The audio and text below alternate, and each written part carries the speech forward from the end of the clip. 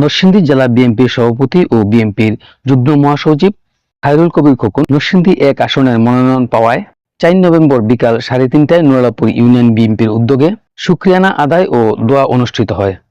অনুষ্ঠানে উপস্থিত ছিলেন নুরালাপুর ইউনিয়ন বিএনপির আহ্বায়ক মোহাম্মদ সাদেকুর রহমান গাজী, সাধারণ সম্পাদক ইসমাইল হোসেন, যুগ্ম আহ্বায়ক ইলিয়াস মিয়া, যুবদলের সদস্য সচিব জহিরুল ইসলাম, শ্রমিক দলের আহ্বায়ক আইয়ুব মোল্লা, সাবেক যুগ্ম সাধারণ সম্পাদক ইয়াসিন মিয়া এবং মৎস্যজীবী দলের আহ্বায়ক আবু মিয়া সহ ইউনিয়ন বিএনপি ও অঙ্গ সংগঠনের নেতৃবৃন্দ খায়রুল কবির খোকনের মনোনয়নে সন্তোষ প্রকাশ করেন এবং তার সাফল্য সহ ২৩৭ আসনে মনোনয়নপ্রাপ্ত সকল প্রার্থীর সফলতা কামনায় বিশেষ দোয়া করেন।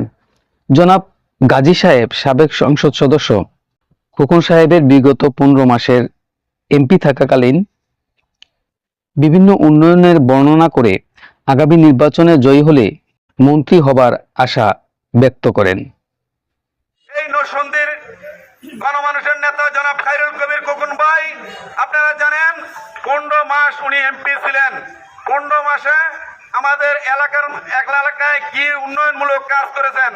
আমরা আশা করি উনি যদি এমপি হন এবং মন্ত্রী হবেন, মন্ত্রী হলে লাভ কার? আমাদের লাভ, খোকন ভাইয়ের লাভ নাই, লাভ হয়েছে সব আমাদের।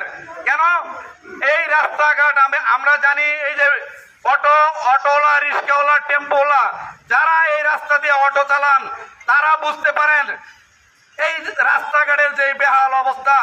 আজকে যদি এই রাস্তা সুন্দর থাকতো, পিচ থাকতো, তো অটোওয়ালা, রিক্সাওয়ালা, আমরা যারা যাতায়াত করি সাধারণ মানুষ, আমরা চলাচলে কোনো সমস্যা হতো না। আমাদের প্রয়োজন জনাব খায়রুল কবির খোকন ভাইকে ধানের শীষ মার্কায় বিজয়ী করা।